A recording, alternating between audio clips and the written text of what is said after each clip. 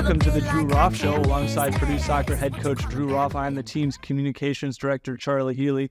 Drew, we're coming off an 8-0 win over Iona. That was after a tough 1-0 loss to number 24 UCF. Let's first talk about that opening night defeat. Really back and forth, so many chances for Purdue, especially late in the game, but ultimately the number 24th ranked Knights came ahead with that one goal in the, I think it was 48th minute. Yeah, I mean, just a great night at Folk Field, incredible atmosphere, over 4,000 fans. So, just a real special environment.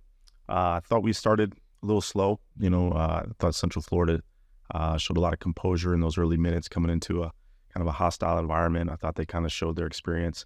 So a little bit of nerves potentially first game. So first half was okay, but I thought second half we really did a much better job winning tackles in the midfield, did a much better job connecting passes, and obviously created a lot more chances. So they got a nice goal in transition, and I thought they managed the game well. But I was really, proud of our team, how we battled back in that second half and how we played in that second half. Because that first game is always, a little bit of a, you're not sure how it's going to turn out. It's something, it's a new start. But we grew into the game. We got better as it went. And I thought that second half was very, very good. And, it's easy to say, but, I really felt like a 1-1 draw would have been a very fair result in that match based on them having a little better play in the first half and us really creating a lot in the second half. But great game to start, didn't get the result, but great experience to be part of, and certainly something we can learn from and build from. Yeah, absolutely. After they scored in the 49th minute, they had a couple more shots, but then Purdue had 9 of the last 11 shots. So it really felt like, to me, as I'm watching upstairs, maybe 95 minutes, 100 minutes, surely a goal was going to come, and it coming downstairs after the game, certainly a tough loss, but I felt so optimistic because it didn't feel like we were far off. It just seemed like a couple small tweaks and that offense would come. Did you feel that same way? Well, exactly, because, a lot of times we talk about the performance when we talk about the result, and, usually they do go hand in hand, but not always. And, to think that we were just, so close to equalizing, probably I'd say 3 or 4 times where, I really thought the ball was going in the net a couple of times, hit the side netting, even looked like it might have gone in. So the performance was excellent, So like I said, if we would have got that goal, we would have had a little more to show for it. But when it's all said and done, I have to look at the type of soccer that we played, the way we competed, and just say, hey, next time we might get that break. And this is also going to prepare us for, some of the great competition that we play. So great learning experience. Game 1 doesn't make or break your season. So we're very optimistic. We have a lot of soccer to play.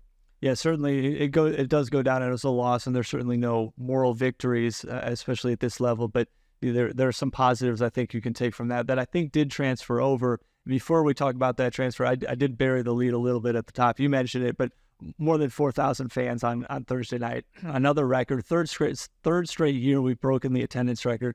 That's pretty special to A, say that, but B, to have 4,000 fans ringing Folk Field, just another special atmosphere that it really never gets old.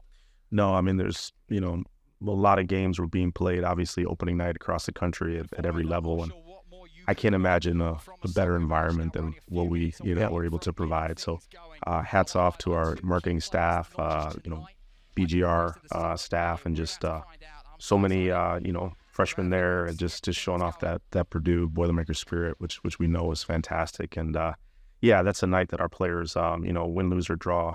It's a night you never forget, and we're very grateful to be able to host an evening like that for our fans and our players and everyone involved. Yeah, it's absolutely special for everyone involved. And I know in the past couple of years I've directly talked to opposing players or staff, but you could tell like they were in awe of the experience, and so it's just special overall for the game and for everyone. But moving forward to Sunday, an 8-0 win over Iona. Mm-hmm. Came out firing in the opening minutes, a fifth minute goal by Caleb Budish, and that it just kept on going. Was that a carryover from maybe Sunday, that ending? You just kept on firing, and then it all came together on Sunday? Yeah, I could sense in training, the next couple of days after the Thursday night match that our team was focused, but obviously, a little frustrated. And there's two ways you can approach that. You can stay frustrated, or you can channel it into something productive. And I could sense a little bit of an edge to them in training, which is a great thing. Real positive. They train hard, but there was a little edge, and I knew that they were ready to get back on the pitch. And sometimes, even though the Thursday, Sunday schedule can be very demanding, sometimes if you don't get the result you want on Thursday, it is nice to get back out on the pitch on Sunday and get another crack at it. And obviously they took full advantage, and those missed opportunities that we had the other night certainly took advantage of our opportunities in that match, and we're able to score obviously multiple goals, but in a variety of ways, and 5 different players and things like that. So it was really good response, and a solid performance all around. Yeah, absolutely. I agree with you. Like, you just want to get back out there. I mean, after I went down on the field and saw the players, how drained they were, I don't think they actually wanted this, but I was close to calling Iona up and saying, can we just play tomorrow morning, Friday morning? Let's just get this going, because it felt like the momentum was so clearly on Purdue's side. And as you said, great couple days of training to get ready for that game. There's that hunger in that locker room was pretty exciting to see. But talking about that Iona win, Caleb Budish 2 goals, Gracie Dunaway 2 goals, Victoria Kevdzija 2 goals, including her first career goal. Megan Hutchinson, an incredible strike for her first career goal, and then Nicole Kevdzija also with a goal as well. So just a well-rounded effort, a lot of assists, a couple first career assists in there as well. So really spread it around pretty nicely. Yeah, it's always fantastic. You always want to have goals spread around if you can, but of course, at the same time, you want your top players that you expect to score goals, scoring goals. So I thought with Gracie and Budish, really looking dangerous and scoring those goals was fantastic. Tori has a great knack for finding the back of the net. Her left-footed shot is tremendous. So we know if she just needs a little bit of space, and she can provide that huge boost for us. And Megan Hutchinson is someone I do want to point out who has improved tremendously. She's really put in the work. Her first couple of years, she's continuously gotten better, but we really saw last spring her really get locked in, and she's been tremendous all spring, and now preseason she showed what she could do. But that quick little turn from the top of the box and shot from 20 with the ball still rising upper 90, that comes with a lot of hard work and developing that confidence. So really proud of her, and great to see her rewarded. Yeah, absolutely. She's one of those that I was going to say no one works harder than her, but I think you could say that about almost everyone, if not the entire roster. They're always in there working hard and giving it 110%, every day, every training, so dedicated to being the best players they can be. So that's so important. What I also think was important about that game was certainly 8-0 is important in a hot, sunny, early afternoon at Folk Field. The final 30 minutes were entirely reserves, and even probably a little longer that if you exclude the goalkeeper. So you had 11 reserves on the field to close out the game, and they played well too. And to be able to give them that game experience all together, I think was really important as well. Oh, absolutely. I think when you can get players in the game playing in a real game environment, it's great experience. I thought we knocked the ball around, and our shape stayed good defensively without the ball, and then with the ball, I thought we moved it with some good tempo at times. We've got a lot of depth on our team. We've got a lot of quality, and I think they came in, they showed that. So really happy to be able to get that playing time for them. And there's obviously a lot of those players that we are going to need throughout the year to step up in matches, and then obviously keep the training level high. So I thought they did a fantastic job. Real team effort. Yeah, absolutely. And everyone in the game, which you had, I think every eligible player played, and they played at least 20 minutes. So to get that experience, and it was not just 5 minutes at the end of the game, or it's not just playing 7 in the back or something like that. You played quality soccer there, and I think that's so important and help us going forward. So absolutely. Shifting ahead, we got 2 more games at Folk Field, Valparaiso and Wake Forest. Just touching on those 2 teams. Those are 2 teams that are bottom line are going to help us when Big Ten play starts. Oh, absolutely. I mean, 2 really good opponents. Just focused on Valpo. Obviously, the first one up Thursday night. We're somewhat familiar with them, just being a team from our state, and we've played them in spring matches and exhibition matches and things. So we know they're going to compete. We know that they're going to be organized, and we're going to definitely have a challenging match in our hands. So we're just focused on our preparation, getting ready for that. And, hope that we can deal with that hot weather that's coming our way, or that's already here, I should say. But just really focused on playing our best. Yeah, absolutely. Well, looking forward to that. Coming up on the show, we have Victoria Kevdzija and Brooke Haarala. We talked a little bit about Tori's her first 2 career goals the other day. So what about Brooke Haarala? She's a sophomore forward, one of those impact players off the bench. What do you like about her and what she brings to the team? Yeah, well, I really like what Brooke brings, because she's very quick, very dynamic player, has some really good ideas when it comes to attacking, likes those 1v1 duels. She can run at players. She's quick enough to drop her shoulder and push it by you, and serve a good cross. And if you get her around goal, she can hit a ball with quality with a right or left foot. She's also fit enough to get up and down the flanks if we use her out wide in that role where she can defend and attack equally. So just a real consistently solid player that continues to build her confidence and grow. As a sophomore, she's certainly even better than she was last year as a freshman, and it's great to have a player, whether she's starting or coming off the bench, the level's going to stay high. And I think that's one key to our team this year, is we have those players we can bring in and really maintain that consistent 90 minutes. And Brooke is someone that I view as can play at that same level as the starters. She's just a very dynamic, hardworking player that just puts her head down and goes to work, and just does whatever you ask. So I look forward to her having continued success, because she has a talent, she has a right mindset, just come in and help the team win. Yeah, absolutely. We look forward to hearing from Brooke and Tori coming up next, and then after that, we'll come back and talk a little bit about the World Cup. All right, sounds great.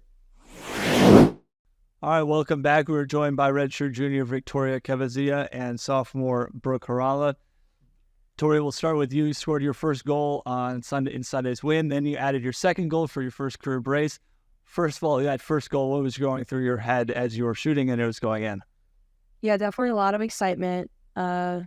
Receiving the ball from Callie was a lot of fun for roommates. I was really hype. And yeah, just a lot of excitement. Great team goal. Yeah, I did forget you got that ball in from Callie Ingram. I'll say, like last year, watching games with Callie a little bit, she would always get excited every time you had the ball. So that had to have been special when you scored and she was one of the first to celebrate with you. And then how about your second goal? You can't just stop at your first career goal here in your 4th season. You had to go get your second. Yeah, the second goal was also a great team goal. Receiving the ball from Meg was a lot of fun. We had a great celebration after. It was fun. Yeah, absolutely. Brooke, I want to ask you come off a tough loss on Thursday night to UCF. You could feel after the game, it was just, you came so close, and that atmosphere, that energy in the locker room, it felt different. How did that, what was that approach going from Thursday night to Sunday morning? Because you came out firing on Sunday morning. It just seemed everything was clicking, that there's just some small adjustment. What, can you pinpoint something? I would say definitely we were not super happy about Thursday's result. I think everyone was kind of ready for a win or hungry for goals, since we didn't get to score any on Thursday. And I think that's what kind of, everyone got let loose and we were able to pound goal after goal. And I think that was really great for the team. Yeah, absolutely. It was a nice shift, and certainly the post-game vibes after Sunday's win was certainly a lot better. Nice way to finish up the weekend. Brooke, you're coming to Purdue from Massachusetts. Tori, you're from Ohio. It's a little closer for you, but Brooke, I'm curious, the North New England, coming from New England, coming to Purdue, what was that change for you, and how have you felt? How have you helped get comfortable here at Purdue in a different environment? Yeah, it wasn't crazy different, but last year, I mean, still now, to see all the cornfields and crops like go on for forever and forever, it's still cool to me to see. I'm staring out the window because we don't have that in Massachusetts. Everything's like big and wide open here. I did not think it would get as cold here as it does in Massachusetts, but I would say they're pretty equal with how cold it gets, because last winter was freezing and walking around with our parkas all the time. And I miss the beach a little bit, but that's okay during school. That's just summer activity, I would say. Absolutely. Nice segue there into school. Today's Tuesday. The first day of classes was yesterday on Monday. first of all, how do you think the classes are going, and what are you most excited for this semester, Tori? So far so good. I'm definitely excited to get the ball rolling and start my labs. In my heat and mass class, that's definitely going to be the most interesting and a really technical class. So I'm excited to start. You're a fourth-year engineering major. So what have you learned sort of over the past 3 years that are going to help you overall here in the engineering school as you enter your final year? Time management is definitely really important, and that is something that I definitely acquired past 3 years, and definitely going to take into my senior year. And then also staying on track is very key, especially when we go on the road, and communicating with professors is huge, and being proactive. Is that something you've learned over the course of your time here at Purdue, or did that come naturally? Because one of my memories of you, it seems like after practice, it seems like all the time you're rushing off to take an exam, which you can't have an exam every day, or at least I hope not. Maybe Purdue is tough, but it seems like you're doing it all the time. I'm always impressed because you're juggling the academics, the rigorous academics of a Purdue engineering major, plus Purdue soccer, which is also rigorous and time consuming. So how have you been able to manage all that? Well, it's a very good question. Just being proactive, knowing my schedule ahead of time. I'm not the only engineer on the team, and I definitely looked up to, when I was a freshman, there's a junior on the team who's a mechanical engineer. So she definitely kind of showed me the ropes on how she handled course load on road trips, and then who I can talk to. Shout out to Egan. So yeah, definitely learned from her. And then there are other engineers on the team, so we all kind of seem to always have exams around the same time as each other. So yeah, that's former Boilermaker great Tegan Jones with a shout out. I love to hear that. Brooke, you're not an engineering major, but that doesn't mean any less in terms of your academic rigorous schedule. You just switched majors. You were telling me before, and I already forgot. It was a very long name. So what are you now majoring in? I switched into medical laboratory sciences. Okay. I came in undecided. Took a really awesome exploratory class. Helped me learn a lot about what I'm looking for in a career field. So then this is the first semester in my new major, and I'm not sure exactly what my job is going to be, but it's definitely health science based, which is something I'm really interested in, and just learning about the human body and just all its different systems, which it's just really interesting to me. So it'll be something along the lines of diagnostics if I continue on this path. Awesome. Well, you're day 2 now of sophomore year, so you have plenty of time to sort of figure that out and see where it takes you as you continue with your classes here, not only this semester, but the rest of the year and the rest of your time here at Purdue. Want to wrap up with little questions sort of about some of your favorite moments. Tori, this is your senior year, your 4th year here at Purdue. When you think back about Purdue soccer and some of your favorite memories, what's going to stand out to you? Definitely making fun memories with the team. I know on every game day we listen to a bunch of music in the locker room, so that's been really fun. And then also, I think just celebrating goals and then being on the field with everyone. And then I think those are the most fun parts. And Brooke, how about you? You're a season and a preseason plus 2 games. What's stood out so far about you, and what are you looking forward to? Some more memories creating this year? I just really love how close the team is. Some of my favorite memories, although I have so much fun on the field with them, have been off the field when someone will host a dinner or a game night. Yeah. Last year, Megan hosted a charcuterie board night, and that was really fun. Everyone brought different types of boards, and the whole team was there, and that was just a lot of fun with yummy food. We just had a potluck. Yeah. Okay. So charcuterie board party. That came out of left field for me. I'm not. Yeah. That's where it's a bad thing. First one. It wasn't. Okay. Potlucks is not as surprising, but I know you guys do a lot of barbecues and cookouts and things like that. So, sounds like a lot of fun. Looking forward to more fun from you guys this season. Thank you for joining us. We'll see you this weekend out at Folk Field. Thank you. Us.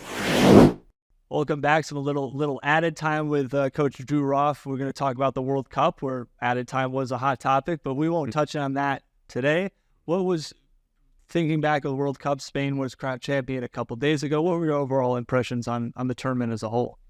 I thought the tournament was fantastic. I mean, the best level of soccer that the women's game has ever seen, top to bottom, I think. I felt that the two best teams did play in the final. You know, if you look at the tournament as a whole, and just the technical quality, the tactical ideas, you know, the women's game has just grown so much. I thought Spain's ability to press, their ability to, you know, keep the ball at such a high level, and you know, the tempo they play with is fantastic. So I thought, you know, I was just really excited. And some countries before that, you know, would come into these tournaments and, you know, lose by large margins are now actually competing in fun ways. So the coaching is better, the talent's better, the resources are there, and just an awesome tournament. I'm very excited about the growth that I've seen over the last few years. Yeah, absolutely. That stood out to me too, is like the depth of this field, and there was an expanded field, 32 teams, and there weren't blowouts. It was competitive every game. You had some quote unquote upsets where your team's winning that you didn't expect, and you had two first time finalists in the final. And it was just the overall play throughout the entire tournament. It really impressed me, and the hour of the games wasn't necessarily ideal at some early mornings and some late nights, but to see that play, and I think. You know, what stood out to me was so many people were invested in the tournament and watching, and despite the hours. And you know, let's talk a little bit about the United States. Certainly disappointing finish for them, bowing out in the round of 16. But what were your thoughts on maybe their play or what went wrong for them? Well, I think they're definitely missing some talented players. You know, that obviously hurts, but some other teams were as well, right? But that. Some impact players, but also just, you know, when it comes to the World Cup, you know, obviously the timing of it, sometimes you do have a group that maybe has some older players and maybe some younger players. And, you know, you could maybe argue that, you know, players really in their prime, the U.S. was, you know, not quite as balanced as some teams. But there's a lot of pressure on them to perform, obviously, because they've traditionally, of course, been, you know, the powerhouse. A lot of people say everyone's catching up. I think everyone is getting better, but at the same time, I still believe that the U.S. should be at the top, and I really believe there will be some steps taken to get that back. But just a lot of things that you know, can be addressed. Obviously, anytime you don't have success, you have to look at everything from, you know, the top to the bottom and just say, okay, how can we get back? So I'm disappointed that we lost, but I'm also excited about.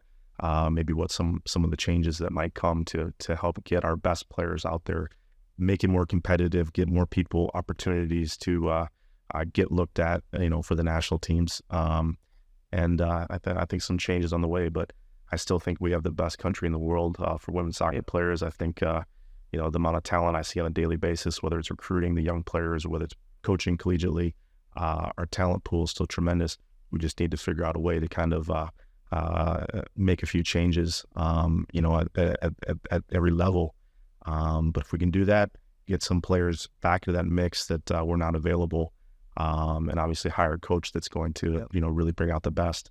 I expect us to be back real soon, and I look forward to those changes, and you know, hopefully maybe being part of it in some small way, just because I think you know, we still have everything we need to be the best.